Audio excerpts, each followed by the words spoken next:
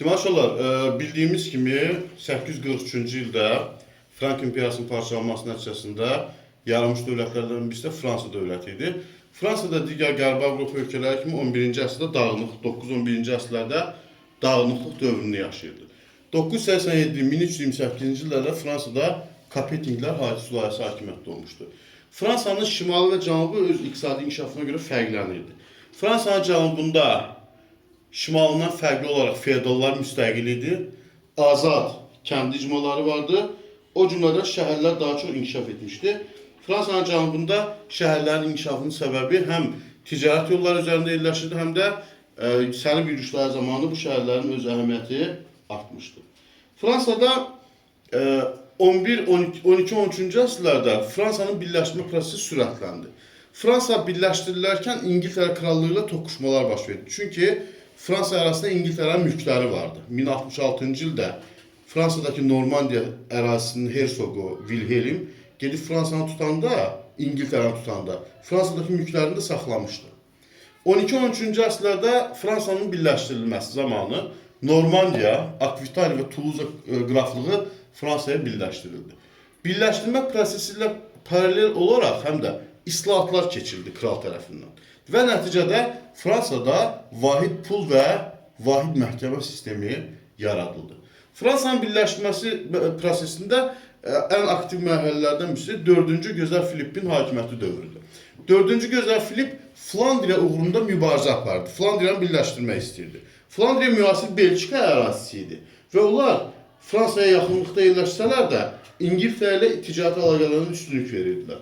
4-cü Gözəl Filip Flandriya uğrunda mübarizə aparanda məqsədinə çata bilmədi və xəzinəsi boşaldı. Xəzinəsi boşalarkən o da baxıb gördü ki, əl dəyilməyən sərvət kilsədədir, kilsə torpaqlarına vergi qoydu. Kilsə torpaqlarına vergi qoyulması xəbəri Papaya çatanda Papa qəzəblənir.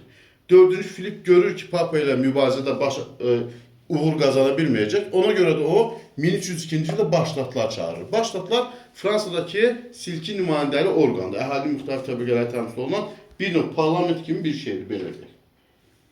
Sonralar 100 illik müharibə Fransanın İngiltərə torpaqlarını, Fransadakı İngiltərə mülklərini işğal etməsi, eyni zamanda İngiltərənin bu mülkləri geri qaytarmaq cəhdi, İngiltərə kralının Fransa taxtına iddiaları 1337-1453-cü illərdə müharibəyə səbəb oldu. Yəni, səbəblər budur.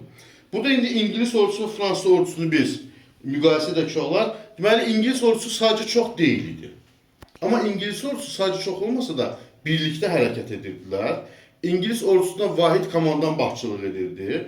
İngilis ordusunda kəndlilər və cəngəvərlər isə birlik vardı. Fransada isə elə deyil. Fransa ordusu sadəcə çox olsa da nizamsız hərəkət edirdi. Fransa ordusundakı cəngəvərlər kəndlilərə həqarətlə baxırdılar. Ona görə də baş vermiş döyüşlərdən 3-4 böyük döyüşün 3-ündə fransızlar məğlub oldular.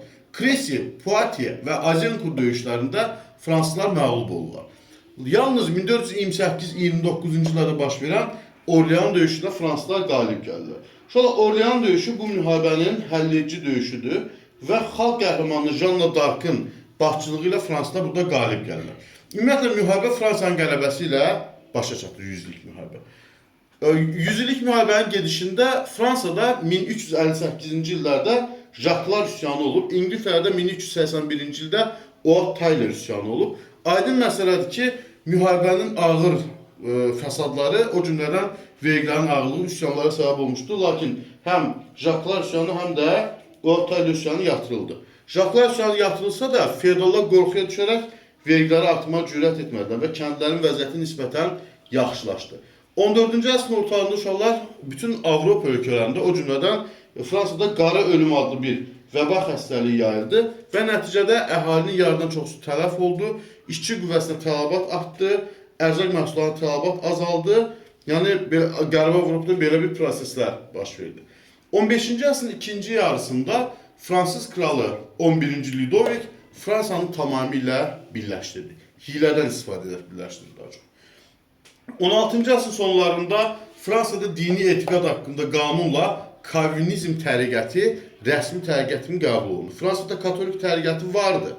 Amma reformasiya hərəkatının nəticəsində Avropada yaranmış Kalvinizm təriqətini Fransada rəsmən yenə qəbul etdilər və beləliklə də Fransada iki təriqət oldu. Bir katolik, bir də Kalvinizm təriqəti. Bir də 1594-1792-ci illərdə Fransada Burbonlar sülaləsi hakimiyyətdə oldu.